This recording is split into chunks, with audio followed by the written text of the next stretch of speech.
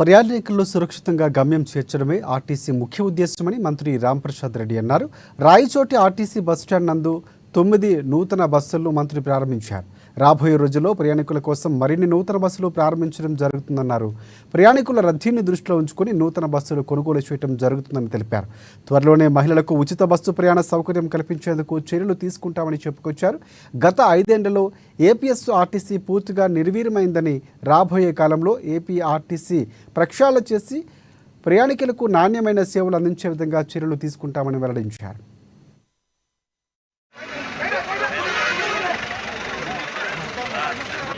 Rayachoti depot నుంచి ఈరోజు కొత్తగా నూతనంగా 7 బస్సులు ప్రారంభించడం జరిగింది.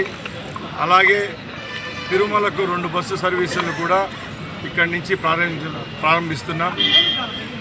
తెలుగుదేశం పార్టీ ప్రభుత్వం ఏర్పాటైన తర్వాత తప్పకుండా ఏదైతే ప్రజలకు సౌకర్యం కల్పించాలో ఆ సౌకర్యాలు కల్పిస్తూ ఏపీఎస్ఆర్టీసీ కొత్త బస్సులను రోడ్లపైకి తీసుకొని రావడం జరుగుతూ ఉంది.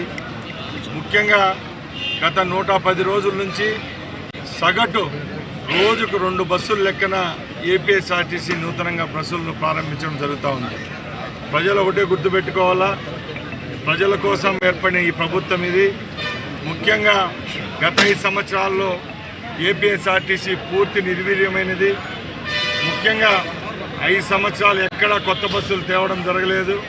ఇప్పుడు మా ప్రభుత్వం ఏర్పాటైన తర్వాత ఏపీఎస్ఆర్టీసీలో ప్రక్షాళన మొదలైంది. రేపు 5 సంవత్సరాలు